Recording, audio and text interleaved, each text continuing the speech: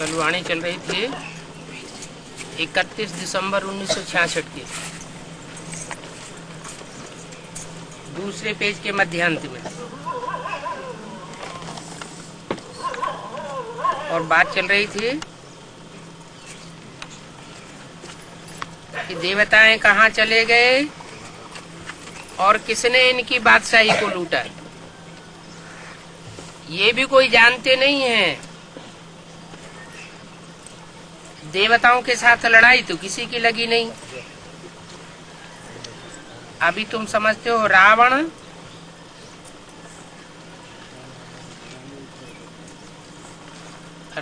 है जिसके कारण दैवी संस्कार बदल करके आसुरी संस्कार बन गए हैं। जो देवताएं थे वही संग के रंग में आकर के असुर बन गए। अभी फिर से दैवी संस्कार धारण करने हैं, तो अपने में जांच करनी है। हमारे में कोई अवगुण तो नहीं है। दैवी गुण धारण करना और कराना ये भी सर्विस है। दूसरों के अवगुण देखना और दूसरों के अवगुण धारण करना ये भी डिससर्विस है। कोई कहते हैं हम मिलिट्री में हैं, बाबा कहते हैं वो तो तुम्हारा धंधा है। मिलिट्री में तो रहना पड़े, कैंटीन में खाना पड़ता है, बाकी तुम्हारी युद्ध तो रूहानी है। तुम मिलिट्री में रह करके भले बंदूक आदि चलाओ, जिस्मानी मिलिट्री से यहाँ रूहानी मिलिट्री का क्या कनेक्शन?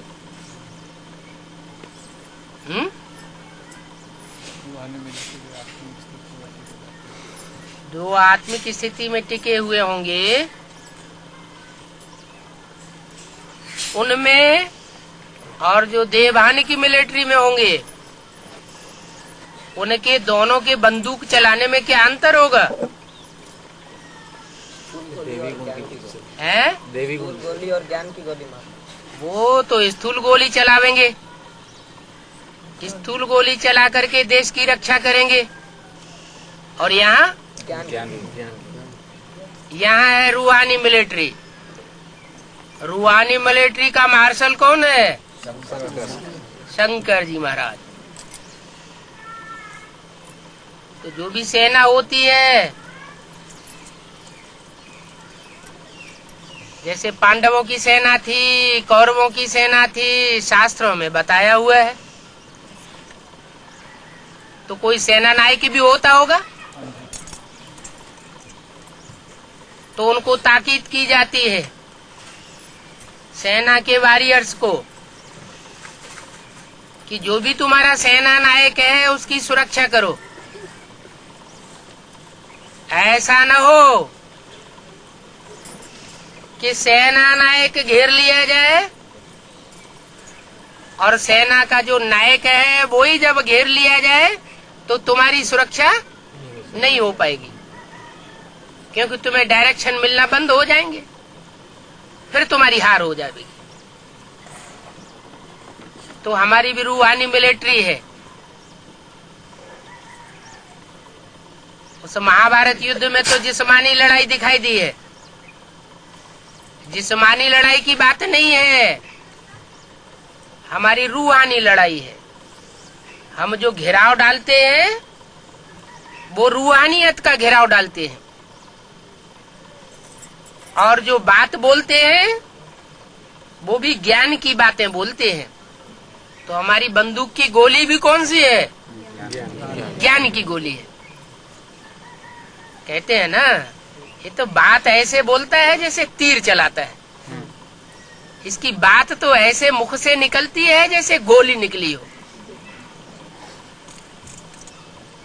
बाकी कोई हिंसा की बात नहीं है।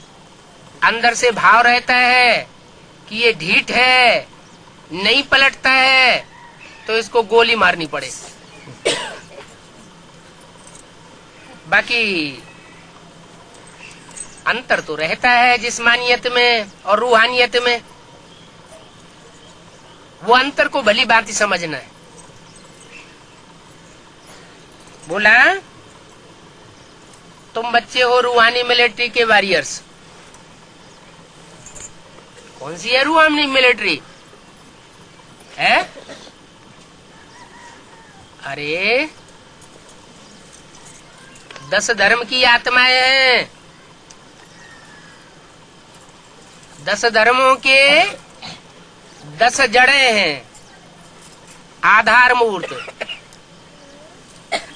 षष्ठी रूपी वृक्ष है ना, तो उसमें 10 जड़ें, आधार मूर्त 10 प्रकार के आधार मूर्त हैं, जो बेसिक नॉलेज में अभी भी है। जड़ें जमाए बैठे हैं।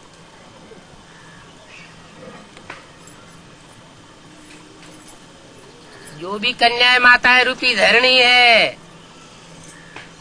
उनमें पक्का अड्डा जमाया हुआ है। तुम कितना भी उनको ज्ञान की सच्चाई सुनाते हो, ज्ञान की गोलियां मारते हो, बाण मारते हो, वो अंडरग्राउंड हो जाते हैं। कान में उंगली दे लेते, एक कान से सुनते, दूसरे कान से निकाल देते।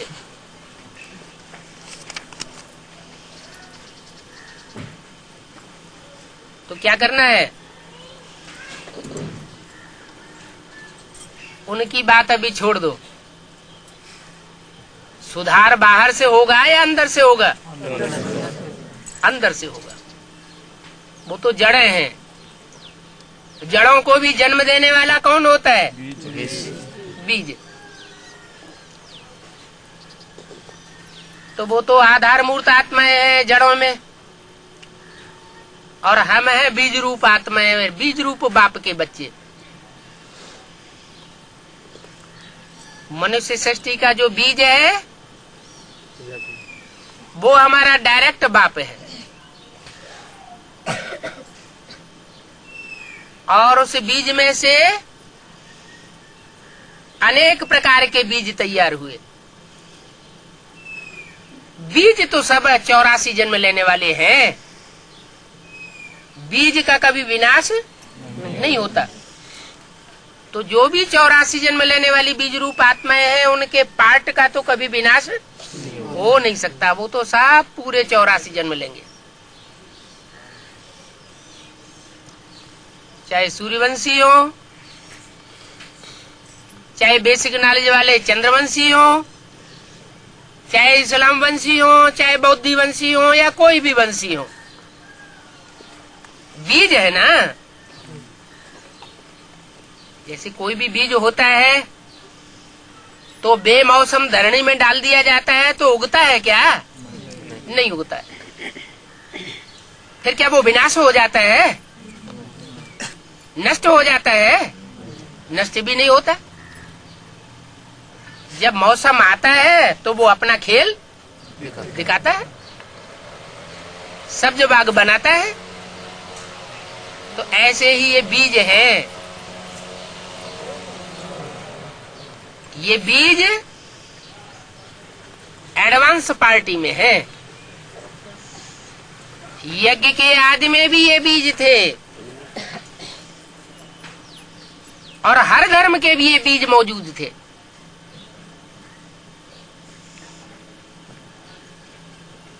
बीज सारे वृक्ष में आदि और अंत में दिखाई पड़ता है, या मध्य में भी दिखाई पड़ता है? आदि में बीज होता है जब बोया जाता है, और अंत में भी बीज जब पक जाता है, माना फल पक जाता है, वृक्ष परिपूर्ण हो जाता है, तो पकने पर फल से, वृक्ष से, टहनियों से, तने से और जड़ों से बीज अपने को क्या करता है? अलग कर लेता है, डिटैच हो जाता है। तो ऐसे ही चाहे एडवांस पार्टी के हैं, हमने उन जड़ों से, टहनियों से, बाहर की दुनिया से अपने बुद्धियों को क्या कर लिया? डिटैच कर लिया। आप मुए मर गई दुनिया। ये कब से शुरू हुआ? जो भी बीज प्रत्यक्ष होते गए, क्योंकि वृक्ष में जब फल पकते हैं तो एक ही सेकंड में सब फल पक जाते हैं या नंबरवार पकना शुरू होता है? नंबरवार पकते हैं। जब नंबरवार पकते हैं तो नंबरवार वो बीज अपने को डिटैच करके प्रत्यक्ष होता है। जब तक अपने को डिटैच नहीं किया है, क्या बाहर की दुनिया से, माना टहनियों से, डालियों से, पत्तों से, वृक्ष के तने से और जड़ों से, जब तक हम बीज रूप आत्माओं ने अपने को डिटैच नहीं किया, डिटैच माना मोह मुक्त, तब तक हमारी प्रत्यक्षता नहीं हो सकती। जो बीज रूप आत्माएं अपने को डिटैच करती जावेंगी, नष्टो मोहा बनती जावेंगी, उतना उतना बाप उन बच्चों को प्रत्यक्ष करता जाएगा। तो सन 76 में ये बीज रूप आत्माओं की दुनिया प्रत्यक्ष होना शुरू होती। बीज रूप आत्माओं का संगठन आरंभ होता है। तो बीज थोड़े होते हैं या सारे इकट्ठे आ जाते हैं? थोड़े होते हैं, लेकिन नंबरवार वो बीज प्रत्यक्ष होते हैं। कोई प्रत्यक्ष होते हैं, डिटैच होते हैं, फिर अटैच हो जाते हैं। ये डिटैच होना और अटैच होना चलता रहता है। एक बीज ऐसा है जो एक बार डिटैच हो गया तो दोबारा दुनिया उसको अपने में अटैच नहीं कर सकती। वो ऐसा क्यों है? वो इसलिए है कि जो सुप्रीम सोल बाप है वो एक व्यापी होकर के संसार में प्रत्यक्ष होता है। हर एक बीज में मुकर्रर रूप से प्रत्यक्ष नहीं होता। एक बीज है जिसको वो मुकर्रर रथ बनाता है। तो मुकर्रर रथ होने के कारण भले बच्चों के साथ गहरा संबंध जुटा हुआ है 63 जन्मों का, हिसाब किताब का, और वो हिसाब किताब जब तक पूरा नहीं होता हर बच्चे का, भले तब तक वो प्रजापिता रूपी बीज बच्चों से हिसाब किताब पूरा करने के लिए बांधा हुआ है, वापस नहीं जा सकता। तो बच्चों के संग के रंग में आता है और संग का रंग जैसे और आत्माओं को लगता है वैसे उसे भी संग का रंग लगता है। लेकिन सुप्रीम सोल प्रवेश होने के कारण वो संग का रंग ज्यादा देर ठहरता नहीं। माना ज्यादा से ज्यादा समय तक वो आत्मा डिटैच ही रहती है, अटैचमेंट में नहीं आती। इसलिए वो बीज रूप स्टेज बरकरार बनी रहती है। बीज माना बिंदु, बिंदु माना निराकारी, निराकारी, निरहंकारी और निर्विकारी। ये सिफ्त उस देहधारी आत्मा की नहीं है, किसकी है? जो सुप्रीम सोल उसमें बाप के रूप में प्रवेश करता है, जिसके लिए गीता में कहा गया है हम बीज प्रदप पिता, मैं ज्ञान का बीज बोने वाला पिता हूँ। नंबरवार धरणी रूपी बच्चे हैं जो उस ज्ञान के बीज को धारण करते हैं। जो जितना उस ज्ञान को महत्व देता है, गहराई से ज्ञान को पकड़ता है, वो उतनी ही पावरफुल बीज रूप आत्मा बन जाती है। भले धर्म सब अलग अलग है, लेकिन वो बीज सारे ही सूर्यवंशी होते हैं। उनमें सिर्फ दूसरे दूसरे धर्मों का छिलका चढ़ता है। क्या छिलका चढ़ता है? देवभान का। वो देवभान का छिलका उतारने के लिए बाप निमित्त बना हुआ है।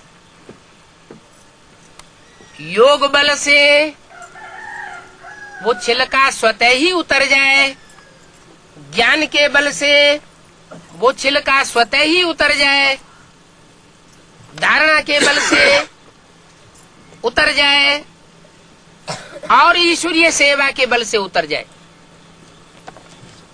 वो दूसरी बात है। क्योंकि ईश्वरीय सेवा जो है वो बाप की याद बहुत दिलाती है। जितना जितना हम ईश्वरीय सेवा में तत्पर ही रहेंगे, तो ऐसे सर्वसेवल बच्चों को बाप खुद याद करता है। सारी दुनिया बाप को याद करती है, और बाप बच्चे को याद, जो अपने सर्वसेवल डायरेक्ट बीज रूप बच्चे हैं उनको याद करता है। तो बच्चों की याद में ज्यादा पावर होगी या बाप की याद में ज्यादा पावर होगी? बाप की याद में ज्यादा पावर होती है, इसलिए बच्चों का बुद्धि योग बाप के साथ जल्दी जुट जाता है। तो क्या करना है? सर्विस में ज्यादा से ज्यादा टाइम जो स्थूल पेट है उसको भरने में नहीं लगाना। कोई कोई के पास तो इतना पैसा है कि जिंदगी भर बैठे बैठे खा सकते हैं।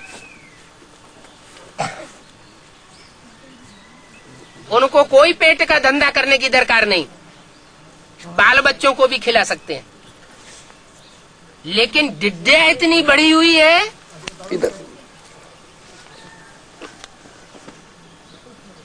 कि बैंक बैलेंस बढ़ाने में लगी रहती है। बाबा कहते किसकी दबी रही धूल में, किसकी राजा खाए, किसकी ले गए चोटा और किसकी आग जलाए। ये पेट के लिए, चाहे अपने पेट के लिए, चाहे बीवी बाल बच्चों के पेट के लिए, ये जो स्थूल धन एक्स्ट्रा कमाया जा रहा है, इसका क्या असर होगा? है मिट्टी में मिल जाएगा, जमीन में दबा रह जाएगा। सोना होता है ना, चांदी, क्या करते हैं? जमीन में गड्ढा खोद के गाड़ देते हैं। ये पता ही नहीं है कि आगे चल के जोर से भूकंप आएंगे, एटम बम फटेंगे तो दुनिया का बैलेंस बिगड़ जाएगा। और जब बैलेंस बिगड़ेगा तो पृथ्वी के अंदर जो आग भरी हुई है वो बाहर निकल पड़ेगी, फूट फूट के जगह जगह से ज्वालामुखी फूटेंगे, और चारों ओर पृथ्वी का बैलेंस बिगड़ने लग पड़ेगा।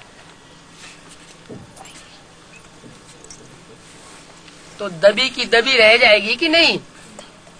कि वहां खोदेंगे तो वहां निकल आएगा, जाने कहाँ का हमारा कहाँ चला जाएगा, कुछ हाथ नहीं आएगा। अगर चलो नहीं दाब दिया जमीन में, बैंक में रखा, तो बैंकें फेल नहीं हो सकती है क्या? है या फेल नहीं हुई है क्या? जब प्राइवेट कंपनियां फेल हो सकती है तो बैंकें नहीं फेल हो सकती। और गवर्नमेंट का क्या हाल है? गवर्नमेंट काम चलाऊ बनती जाती है या स्थायी बन रही है? काम चलाऊ गवर्नमेंट है, और बैंकें किसके नीचे है? गवर्नमेंट के अधिकारियों के नीचे है, बड़े बड़े नेताओं के हाथ में है। वो बड़े बड़े नेता हैं तो बड़े चुस्त हैं, वो अपना सारा बैंक बैलेंस इंडिया में नहीं रखते, स्विस गवर्नमेंट में डाल देते हैं जाके, विदेशी गवर्नमेंट में रखते जाते हैं। वो समझते हैं हमारा सुरक्षित रह जाएगा। कोई का सुरक्षित नहीं रहने वाला। बैंकें भी फेल हो सकती हैं और करेंसी भी फेल हो सकती है। क्या 500 के 1000 के नोट कभी भी बंद किए जा सकते हैं कि नहीं? हैं? बंद हो जाते हैं ना? हुए कि नहीं? बंद हुए। तो अभी भी बंद हो सकते हैं कि नहीं? तो 500 की 1000 की करेंसी जो है वो फेल हो गई ना। तो ऐसे ही हो सकता है सारी करेंसी फेल हो जाए। ये कोई बड़ी बात नहीं है, क्योंकि इंडिया के ऊपर कर्जा बहुत चढ़ता जाता है विदेशों का। कभी भी बैलेंस बिगड़ सकता है। इसलिए ये अहंकार में नहीं रहना चाहिए कि हमारा इतना बैंक बैलेंस है। हम तो निश्चिंत हैं। किसकी दबी रही धूल में किसकी राजा खाए। राजा माने गवर्नमेंट, सहारा ही खा जाए, अभी भी खा रही है। बैंक में पैसा जमा करते हैं, 100 रुपए जमा करते हैं, उसमें 5% ब्याज देते हैं। गवर्नमेंट कितना ब्याज देती है? 100 रुपए के ऊपर 5 रुपया। और महंगाई एक साल में कितनी बढ़ती है? 15% तक महंगाई बढ़ जाती है। तो 15% महंगाई बढ़ी तो 100 रुपए का कितना रह गया? 85 रुपया रह गया ना। और 5 रुपया इंटरेस्ट दिया, तो घाटा किसको हुआ? गवर्नमेंट को घाटा हुआ या जमा करने वाले को घाटा हुआ? जमा करने वाले को घाटा होता जा रहा है। ऐसे ही एक एक साल में 10% का घाटा होता रहा तो 10-15 साल में क्या हाल होगा? है? नोटों की गड्डियां लिए लिए फिरो और थोड़ा सा सामान मिलेगा। अभी भी पहले पाई पैसे चलते थे, 1 आना 2 आना चलता था, उसकी कोई चीज मिल जाती थी। अभी रुपए 2 रुपए की भी कोई चीज नहीं मिलती है। अब वो पाई पैसे आना 2 आना खलास। तो पैसे की वैल्यू घटती जा रही है।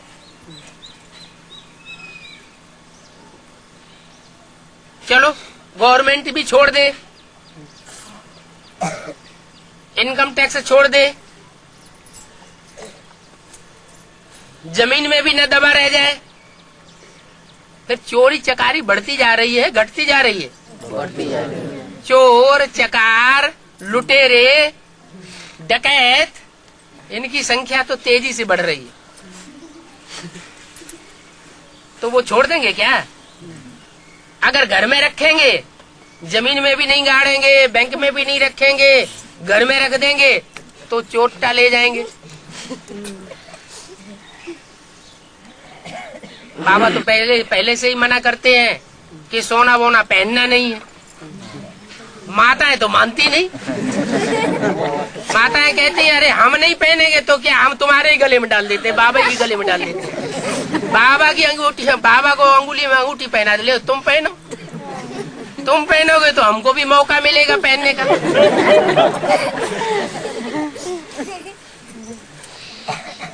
तो माताएं माने छोड़ना नहीं चाहती।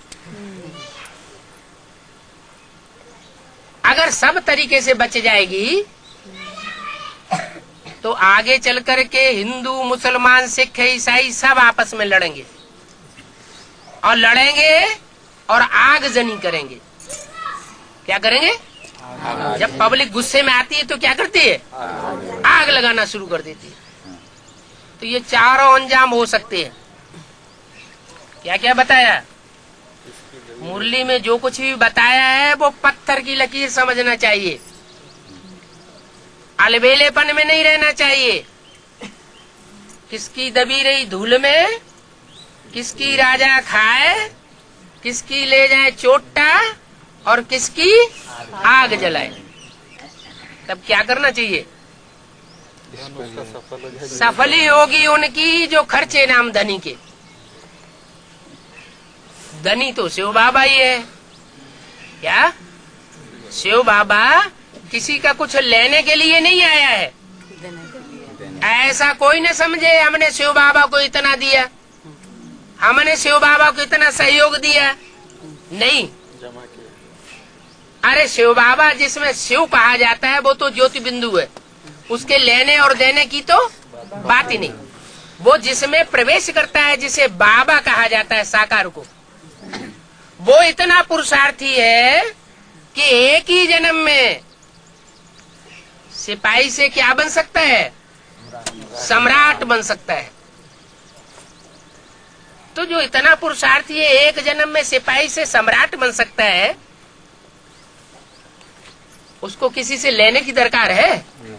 उसके अंदर इतना गिरापन आ जाएगा कि वो दूसरों को अपने पास रखे और खा जाए। ये संस्कार ही नहीं हो सकते। इसलिए क्या करना है?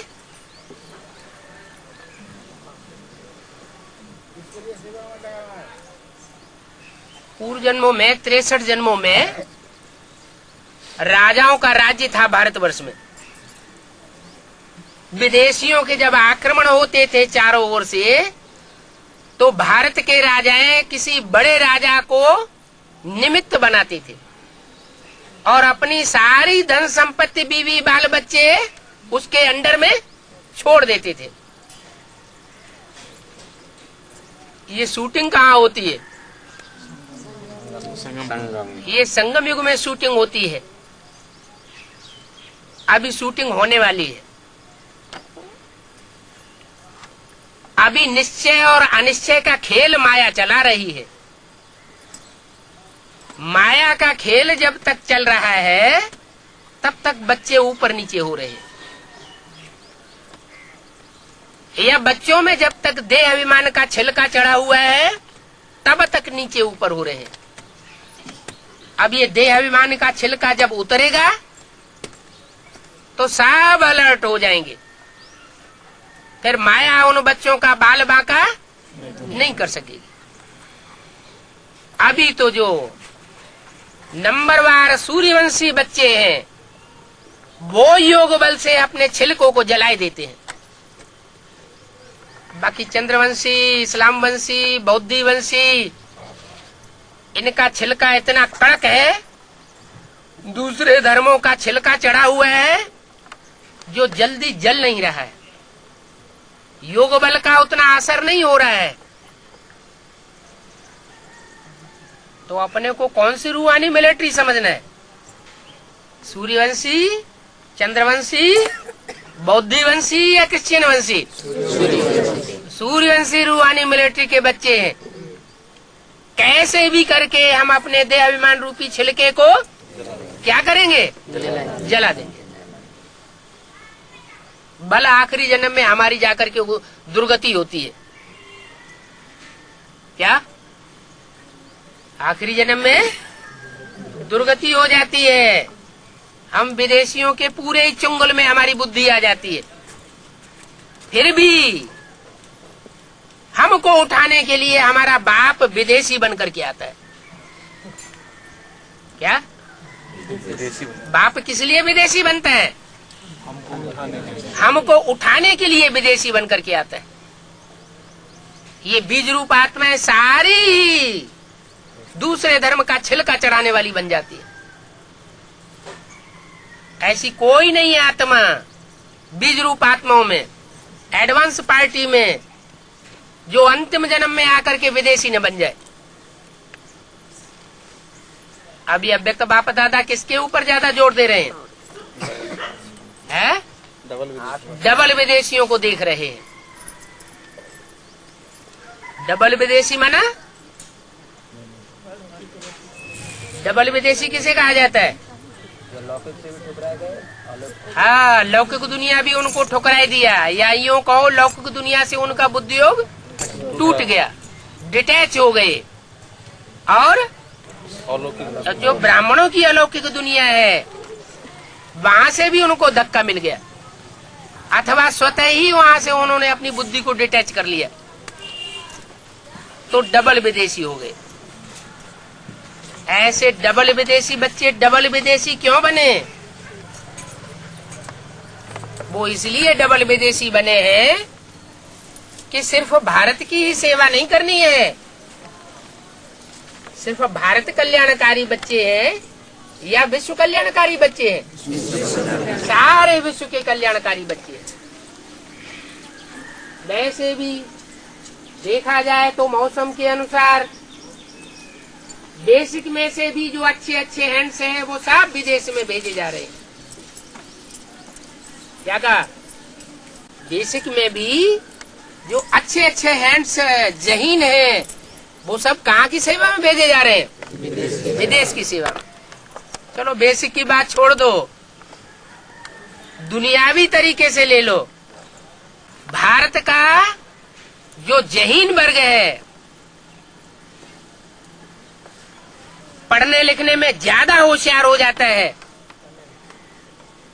ज्यादा बुद्धिमान तबक्का होता है, उसमें से ज्यादा परसेंट आत्माएं कहाँ जा रही है? विदेश में जा रही है।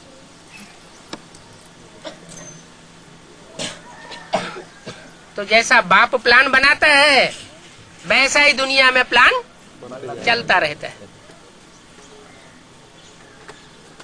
जैसे सन 76 से पहले शिवरात्रि की छुट्टी नहीं होती थी। होती थी क्या? नहीं होती थी।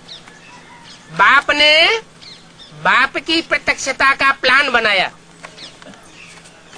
कि शिव बाप मनुष्य सृष्टि के बाप में सन 76 से प्रत्यक्ष होना है। तो इधर प्लान बना और उधर बाहर की गवर्नमेंट में शिव जयंती की छुट्टी शुरू हो गई। तो दुनिया का पलटने का मदार किसके ऊपर हो गया? जड़ों के ऊपर हो गया। आधार मूर्त आत्माओं के ऊपर मदार है या बीज रूप आत्माओं के ऊपर मदार है? बीज रूप आत्माओं के ऊपर मदार है। इसलिए ये बहुत ऊंची मिलिट्री है। क्या है? ऊंची से ऊंची मिलिट्री है। जैसे देश देशांतर में मिलिट्री होती है तो कितनी अटेंटिव रहती है, अलर्ट रहती है। तो ऐसे ही ये रूहानी मिलिट्री, इसको बहुत अलर्ट होकर के रहना है। मिलिट्री में युद्ध के मैदान में कोई लड़ते लड़ते अगर पीछे मुख मोड़ लेता है या भागने लग पड़ता है तो उसको क्या किया जाता है? गोली मार दी जाती है, शूट कर दिया जाता है।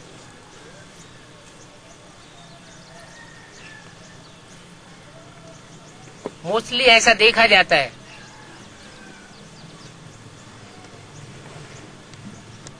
मिलिट्री में जो मुसलमान होते हैं उनको आगे फ्रंट में क्यों रखा जाता है? पीछे सिख बटालियन रखते हैं, गोरखा बटालियन रखते हैं, राजपूत बटालियन रखते हैं, उनको आगे क्यों कर देते हैं? पीछे आएंगे तो उनको बोले। क्योंकि अंदेशा है, हो सकता है ये मुख मोड़ जाए। और रूहानी मिलिट्री में सबसे ज्यादा विकारी कौन होते हैं? कौन से धर्म की आत्माएं होती हैं? इस्लाम धर्म की। वो माया से ज्यादा प्रभावित हो जाते हैं।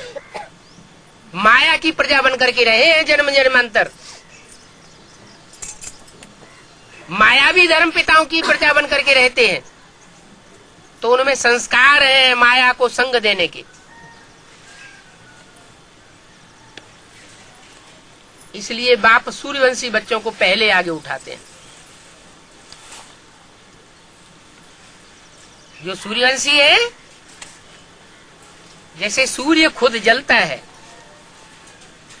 और दूसरों को रोशनी देता है, ऐसे सूर्यवंशी बच्चे भी अपने सुख शांति की परवाह नहीं करेंगे। क्या करेंगे? हैं? खुद भले दुख और अशांति सहन कर लें, लेकिन दूसरों का कल्याण करने में लगे रहेंगे। उनको कहेंगे सारे विश्व को एक जैसा समान रूप में देखने वाले विश्व कल्याणकारी बच्चे। ये मेरा देश वो तेरा देश ऐसे बुद्धि में रखने वाले नहीं होने चाहिए। ये मेरा सेंटर वो तेरा सेंटर, ये मेरी गीता पाठशाला वो तेरी गीता पाठशाला। अगर ऐसे है तो नंबर पीछे चला जाएगा। बाप कौन से बच्चों को पहले उठावेंगे? है जो हर हालत में हर तरीके से ज्ञान की दृष्टि से पास होने वाले बच्चे होंगे, उनको पहले उठावेंगे। अगर चारों सब्जेक्ट्स में से कोई भी सब्जेक्ट में कमी होगी तो उनको पीछे धकेल दिया जाएगा। कितने जन्म का घाटा आवेगा? 63 जन्म का घाटा आवेगा, 21 जन्म का नहीं आवेगा। पूरे 84। पहले तो इसी जन्म का घाटा आ जाएगा। क्या इसी जन्म में देखेंगे कि दूसरे आगे बढ़ गए और हम पीछे रह गए। फिर 21 जन्मों का घाटा आवेगा और 21 जन्मों के आधार पर 63 जन्मों का भी हिसाब बनता है। तो बहुत बड़ा घाटा हो गया। 84 जन्मों का घाटा कोई कम बात नहीं है। इसलिए क्या करना चाहिए? अभी खुला मैदान है, अब टू लेट का बोर्ड नहीं लगा है। क्या टू लेट का बोर्ड नहीं लगा है? नहीं लगा। सन 76 में लगा कि नहीं? पहले है? नंबर 1 पोस्ट के लिए लग गया। हाँ, सन 76 में टू लेट का बोर्ड लग गया था। किसके लिए? पहला नंबर। जो पहला नंबर युगल है वो डिक्लेयर हो गया, तो वो टू लेट का बोर्ड हो गया। फिर पिछली सदी के अंत में तीसरा नंबर भी डिक्लेयर कर दिया। 3 सीट फिक्स हुई है, ब्रह्मा, विष्णु और शंकर। ये त्रिमूर्ति फिक्स हो गई। लेकिन अभी जो सूर्यवंशी तबक्के के सबसे ऊंचे मणके हैं वो सारे अभी फिक्स नहीं हुए हैं। अष्टदेव अभी सारे फिक्स नहीं हुए हैं। अष्टदेवों में से कहेंगे कि एक फिक्स हुआ, बाकी 7 अभी भी टू लेट का बोर्ड लगना बाकी है। अभी पुरुषार्थ की दौड़ चल रही है। जब दौड़ होती है ना, तो ज्यादा चुस्त चालाक जो दौड़ने वाला होता है वो क्या करता है? पहले धीरे धीरे दौड़ता है और लास्ट में हाँ, पहले अपनी ताकत को बरकरार करके रखता है। ऐसे ना हो जाए पहले ही थक जाए। धीरे धीरे दौड़ता है और बाद में सारी ताकत एड़ी चोटी की लगा देता है। जैसे दुनियावी एग्जाम में भी बहुत से ऐसे होते हैं, सारा वर्ष कोई खास पढ़ाई नहीं पढ़ेंगे और जब एग्जाम के दिन आएंगे तो क्या करेंगे? दिन रात एक करके सारी ताकत लगा देंगे। रात में 2 घंटे सोएंगे और 22 घंटे पढ़ाई पढ़ेंगे और नंबर ऊंचा ले लेते। तो हमारी तो रूहानी पढ़ाई है? रूहानी पढ़ाई में थकान ज्यादा होती है या जिस्मानी पढ़ाई में ज्यादा थकान होती है? जिस्मानी पढ़ाई में बहुत बोझ है। छोटे छोटे बच्चों को देखो, 2-3 कक्षा के, कितना वजन डाल दिया जाता है पीठ के ऊपर। जितने वजन का बच्चा नहीं है उससे ज्यादा वजन की किताबें ढोता है। और यहाँ तो बाप कहते हैं कोई वजन नहीं। यहाँ पढ़ाने वाला बाप का वजन ही बिल्कुल नहीं है, बिंदी है। वो तुम्हारा सदगुरु है।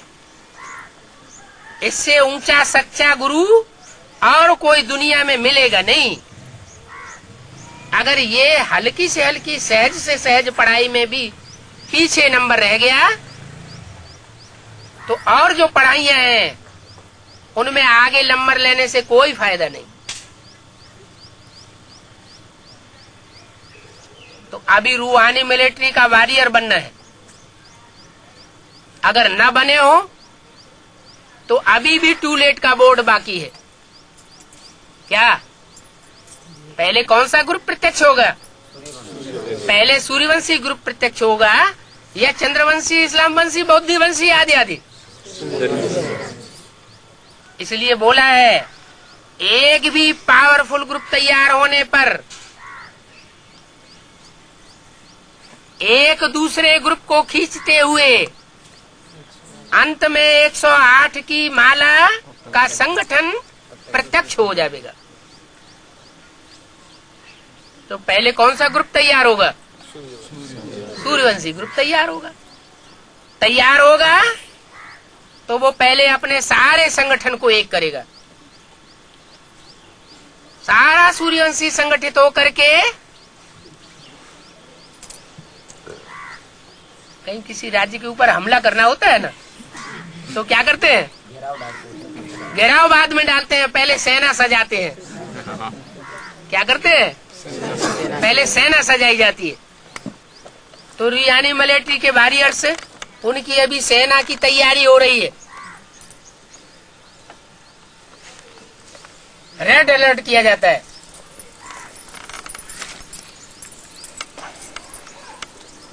अभी वो वॉरियर्स नंबरवार मिलिट्री में उनके तबक्के होते हैं या नहीं होते हैं? तबक्के जानते हैं? पोजीशन। कोई लेफ्टिनेंट होता है, कोई मेजर होता है, कोई कर्नल होता है, कैप्टन, कोई मार्शल होता है, कोई पैदल होता है, कोई घुड़सवार होता है। तो अभी रूहानी मिलिट्री के वॉरियर से तैयार हो रहे हैं। क्या ये वॉरियर्स में स्त्री पुरुष नहीं देखा जाता है, वो तो जिस्मानी मिलिट्री में देखा जाता है। पहले जिस्मानी मिलिट्री में पुरुषों को ही भर्ती किया जाता था और अभी विदेशों में जास्ती फीमेल्स को भी भर्ती कर रहे हैं। ये प्रक्रिया कब से शुरू हुई? पहले नहीं होता था, अब होता है। अब क्यों होता? पहले क्यों नहीं होता था? क्योंकि अभी बाप आया हुआ है। बाप कन्याओं माताओं को आगे रखते हैं, क्योंकि वो मिलिट्री में तो जिस्मानी लड़ाई होती है। जिस्मानी लड़ाई में पुरुष ज्यादा बलवान होता है। जिस्म के आधार पर देखा जाए तो स्त्रियां ज्यादा बलवान होती हैं या पुरुष ज्यादा बलवान होते हैं? पुरुष जास्ती बलवान होता है। स्त्रियों में जिस्म की उतनी ताकत नहीं होती। लेकिन रूहानी बात से जहां तक देखी जाए, चाहे वो पढ़ाई ही क्यों न हो, लड़ाई की बात छोड़ दो, तो आज की पढ़ाई में कन्याएं माताएं तीखी जा रही हैं या भाई लोग ज्यादा तीखे जा रहे हैं? परसेंटेज पढ़ाई में किसका अच्छा रहता है? कन्याओं माताओं का अच्छा रहता है। क्यों अच्छा रहता है? प्योरिटी के आधार पर। हाँ, क्योंकि पढ़ाई होती है प्योरिटी में। ब्रह्मचर्य के अवस्था में अच्छी पढ़ाई होती है, फिर शादी वादी कर लेते हैं तो पढ़ाई उतनी अच्छी नहीं होती। तो यहाँ भी रूहानी मिलिट्री है। रूहानी मिलिट्री की पढ़ाई में चाहे फीमेल हो चाहे मेल हो, दोनों ऊंचा पद ले सकते हैं। अलर्ट रहने की बात है। भाई लोग कहेंगे बाबा ने हमको पहले ही लकब दे दिया, तुम दुर्योधन दुशासन हो। लेकिन लकब तो दे दिया, लेकिन साथ साथ महिमा भी तो की है। क्या बोला है? आगे चल करके युगलों की बहुत महिमा निकलेगी। इससे क्या साबित हुआ है? अगर सहयोगी हैं दोनों एक दूसरे के, आपस में लड़ाई नहीं लड़ते हैं, जैसे बाबा चलाना चाहता है वैसे ही चलते हैं, तो वो आगे जा सकते हैं। कुमार कहेंगे ये तो सत्यानाश हो गया, युगलों को तो आगे बढ़ा दिया, हमको पीछे कर दिया। नहीं, कुमारों के लिए तो खास बोला है जो किसी के लिए नहीं बोला। कुमारों के लिए बोला है, कुमार जो चाहे सो कर सकते हैं। क्या? अगर दिल के अंदर ठान लें कि सारी दुनिया का विनाश करना है, तो शंकर जी का पद पा सकते हैं। अगर ये ठान लें कि हमें स्थापना करके ही छोड़नी है, स्थापना में हम बहुत अच्छा नंबर लावेंगे, तो वो भी बन सकते हैं। तो ऐसा नहीं है कि कोई भी हालत में बाबा ने किसी को पीछे गिराया है। यथार्थ बात बताई कि मनुष्य चोला ऐसा है, पुरुष चोले की ये सिफ्त है कि वो दुष्ट युद्ध और दुष्ट शासन किए बगैर मानता नहीं है। अनेक जन्मों के संस्कार हैं, परसेंटेज भी होता है, ज्ञान को धारणा करने के ऊपर है। जो जितना ज्ञान को धारण करता है उसके ऊपर अटेंशन देता है तो अपने को चेंज कर सकता है।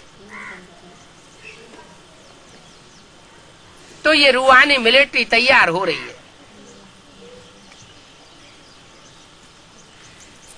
रूहों को पहले प्रैक्टिस कौन सी करनी है? जो रूहानी मिलिट्री के वॉरियर्स हैं उनको पहली प्रैक्टिस कौन सी करनी चाहिए? आत्माभिमानी बने। क्या करेंगे उसके लिए? हैं? जोर से बोलो। 24 घंटे यही करते रहेंगे, साकारी आकारी निराकारी, साकारी आकारी निराकारी।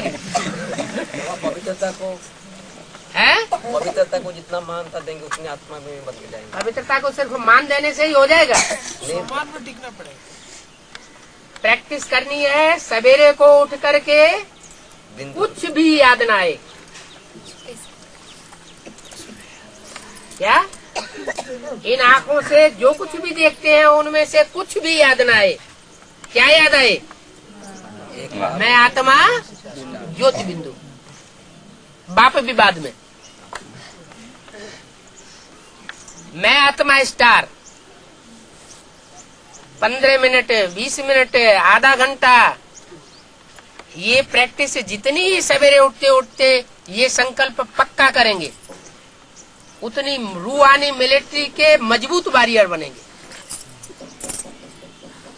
और वॉरियर ऐसा नहीं है कि वॉरियर हमेशा सिपाही सिपाही ही रहता है। सिपाही अगर अच्छा काम करे तो सबकी नजरों में चढ़ता जाता है। और वो सिपाही क्या बन सकता है? सम्राट भी बन सकता है। इसलिए होल दिल नहीं होना चाहिए। बाप तो बैठे हुए हैं, वर्षों से ये बात बताए रहे हैं, हिम्मते बच्चे मदद बाप। अब हिम्मत ही नहीं करेंगे तो बाप मदद क्या करेंगे? तो पहली हिम्मत है अपने को आत्मा से आत्माभिमानी अमृत वेले प्रैक्टिस करने की। फिर अगर सवेरे उठ करके प्रैक्टिस भी की और उसमें बहुत कुछ सफल भी हुए, और प्रैक्टिस करते करते थोड़ा अलबेलापन आया और सो गए,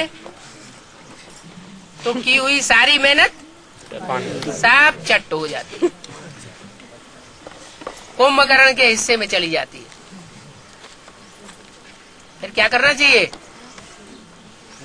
कोई जरूरी नहीं है कि 2 बजे 1 बजे ही उठा जाए। क्या? अपनी शक्ति के अनुसार धीरे धीरे प्रैक्टिस करें। ऐसे नहीं को उमंग उत्साह में आ गए, बाबा की अच्छी सी वाणी सुन ली, कोई आत्माओं ने फोर्स भर दिया तो गैस के गुब्बारे बन गए। गैस का गुब्बारा क्या करता है?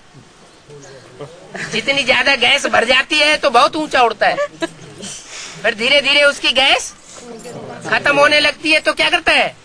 नीचे आने लगता है। तो गैस का गुब्बारा भी नहीं बनना है। जो काम करना है दृढ़ता से करना है, करके ही छोड़ना है। अभी तो कितनी अच्छी बात बताई हुई है। संगम युग है असंभव को संभव करने का युग। अगर संगम युग में ऐसे कार्य न करने की हिम्मत पस्त होने लगे तो और किसी जन्म में हिम्मतवान नहीं बनेंगे। फिर पद नीचा होता रहेगा, दास दासी बनते रहेंगे, प्रजा बनते रहेंगे।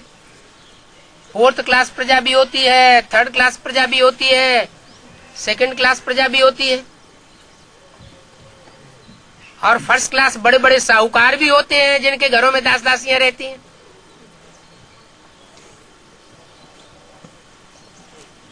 फिर उन साहूकारों को कंट्रोल करने वाले राज्य अधिकारी भी होते हैं। छोटे राज्य अधिकारी, बड़े राज्य अधिकारी, और उनसे ऊपर राजा होता है। राजाओं से भी ऊपर महाराजा होता है। इतने इतने तबक्के हैं,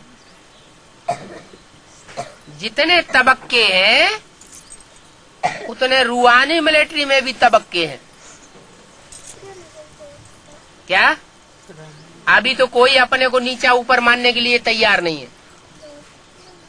मारे अहंकार के कोई किसी से झुकता ही नहीं। भले बाबा ने मुरली में बोल दिया, अव्यक्तवाणी में बोल दिया कि यहाँ जितना झुक करके चलेंगे, जितना सहन शक्ति से चलेंगे, उतना वहाँ 63 जन्मों में झुकाने के निमित्त बनेंगे, सहन कराने के निमित्त बनेंगे। लेकिन ये पॉइंट बिल्कुल बुद्धि में नहीं रहता। जब अहंकार आता है तो जिसका अपमान करना होगा कर ही देंगे। वाचा से करेंगे, कर्मणा से करेंगे, वाइब्रेशन में तो घर रही है जैसे लगी रहती है। तो फिर पद का क्या हाल होगा?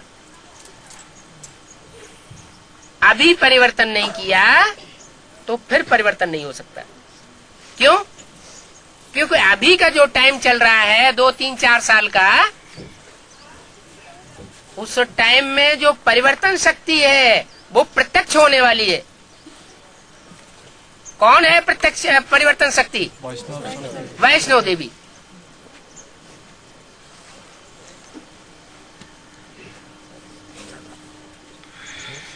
तो शंकर जी ही बन करके रहेंगे या ब्रह्मा जी ही बन करके रहेंगे, या जो परिवर्तन शक्ति है उसके भी सहयोगी बनेंगे? बिना परिवर्तन शक्ति के कोई आत्मा में पावर नहीं आने वाली है। परिवर्तन शक्ति सारे विश्व को परिवर्तन करेगी। ये प्योरिटी की पावर है।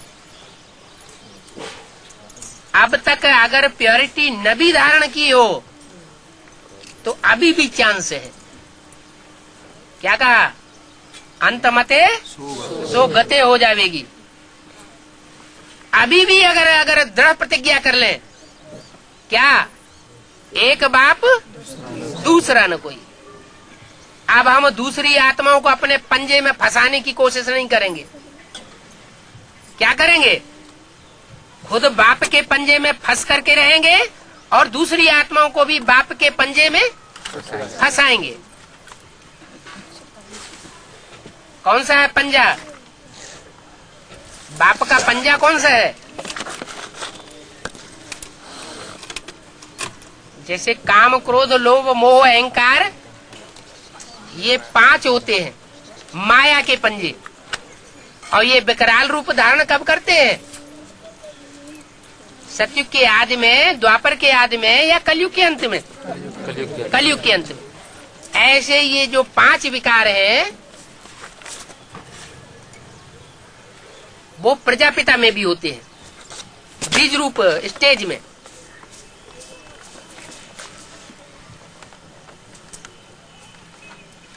सतयुग के आदि में सात्विक स्टेज में होते हैं और कलयुग के अंत में प्रजापिता के अंदर भी तामसी रूप में होते हैं।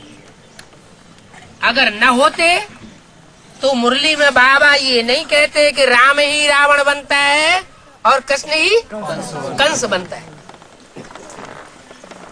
क्यों बनता है ये एक दीगर बात है, क्योंकि विनाश का कार्य बच्चे नहीं कर सकते।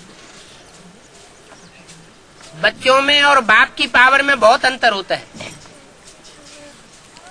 राम कृष्ण की आत्माएं जो कार्य कर सकती है वो तो माता पिता जो आत्माएं हैं, माता पिता के बेहद के रूप में बैठी हुई आत्माएं हैं, उनका कार्य ही अलग है। उनमें माता को फॉलो करना फिर भी अच्छा है, लेकिन तामसी स्टेज में फॉलो नहीं करना। और बाप जो जगत पिता शंकर के रूप में माना जाता है उसको तो कर्मणा में बिल्कुल ही फॉलो नहीं करना चाहिए। बात को फॉलो करना है। 2 तरह से फॉलो किया जाता है, एक तो आज्ञा को फॉलो करना, फरमान को फॉलो करना, और दूसरा है कर्मों को फॉलो करना। तो भारत की परंपरा में ये कहावत है कि गुरु जो करता है सो कभी नहीं करना है, और गुरु जो कहता है वो ही जरूर करना है। तो पुरुषार्थ में बहुत अंतर पड़ जाएगा और जन्म जन्मांतर का अंतर पड़ जाएगा। एक जन्म की प्राप्ति नहीं है, अनेक जन्मों की प्राप्ति है। अनेक जन्मों की प्राप्ति का सवाल है। तो अभी कर्मिट या मरमिट 3-4 वर्ष हैं, बहुत विशेष हैं। क्यों ये 3-4 वर्ष ही विशेष क्यों है? क्योंकि पहली मूर्ति प्रत्यक्ष हुई 14 साल में, सन 36-37 से लेकर के 50-51 14 वर्ष लगे। तब ब्रह्मा कुमारी ईश्वरीय विश्वविद्यालय के नाम रूप से संस्था खड़ी हो पाई और दादा लेखराज ब्रह्मा के रूप में संसार में प्रत्यक्ष हुए। तो 14 साल लगे ना। पहले तो ओम मंडली नाम था, ब्रह्मा मंडली तो नाम नहीं था। किन 3 मूर्तियों के द्वारा कार्य शुरू हुआ था। आ ऊ मा, आ माना ब्रह्मा, ऊ माना विष्णु, मां माना महेश। तो 3 मूर्तियों का जो कार्य शुरू हुआ वो आ ओम ओम मंडली कहा गया।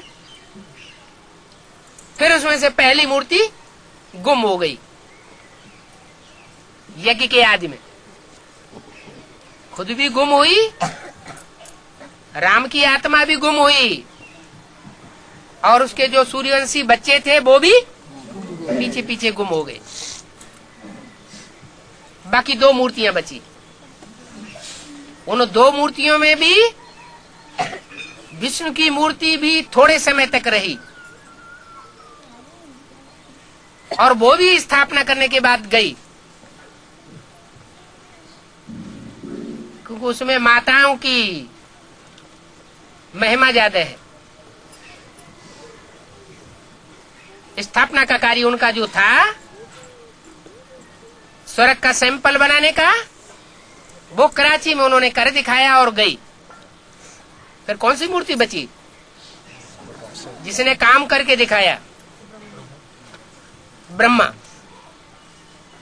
जिसको टाइटल मिला ब्रह्मा का,